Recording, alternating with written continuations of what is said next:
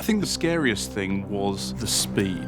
We had to make some really quick decisions. We couldn't just sit there and wait for it to happen. We're effectively responsible for 20% of global trade and keeping trade moving across the world. Whether it's bananas from South America or vehicles from Europe, it could be anything inside that container. During the pandemic, everything changed. I'm Tim Ferguson. I head up user and distributed technology. Maersk is a global container logistics company.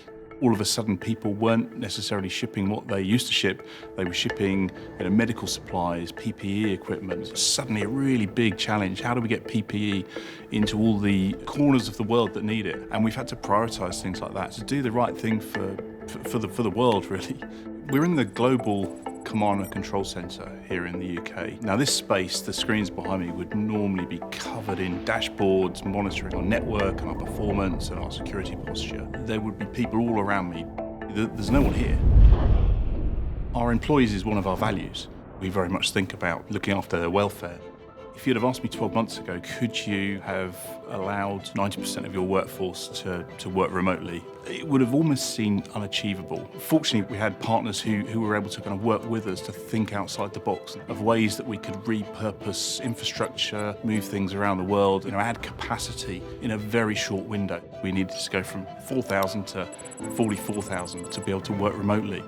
The scale was, 1,000%. We were on calls with Orange every single day, several times a day, because they understand our setup, they understand how we work, and they were able to support us through quite a challenging few weeks. And now we have a global command and control centre which is completely remote. Orange has stood the test of time. 3 years ago we had a big cyber incident.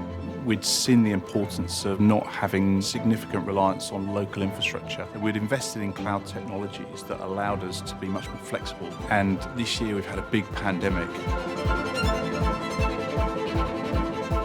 Certainly saw customers come to us saying we need to use you more because some of the competitors aren't able to respond in the way that Maersk has been able to.